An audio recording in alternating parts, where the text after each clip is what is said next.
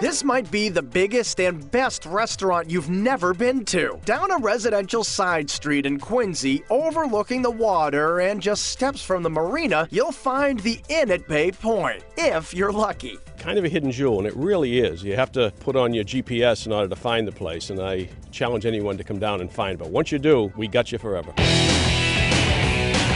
As beautiful as the setting may be, owner Kevin Hines knew that the quirky location meant that he'd have to wow the crowds with top-quality food at a lower-than-expected price. So he rolled out the big guns, the baked stuffed lobster supreme. It's probably the most popular item on our menu. They're all 2 pounds. What we do is we take the 2-pound lobster, take the claws off and steam them. We take the meat out of the claws and stuff it inside the cavity, put sautéed scallops on top of that. Then we stuff it with our seafood stuffing, and then top the stuffing with a shrimp, and then we bake it off. So you don't have to work at it. All you do is eat the lobster, and it's very, very popular. On the steak side of the menu, the tanker-sized prime rib is a mouth-watering mammoth with a fresh-baked popover on the side. And the surf and turf offers the best of both worlds, boasting a juicy filet and jumbo baked stuffed shrimp for one low price. I believe on the menu it's $22. You go in town, okay, you're paying double that. But the biggest bargain on the menu is the sautéed jumbo shrimp. It's the house specialty, cooked in an extra special garlic butter, lemon, and sherry sauce, served over linguine, all for under $20. And that kind of value is pretty much unheard of when the views are this good. It's extremely reasonable, and that's why we're successful.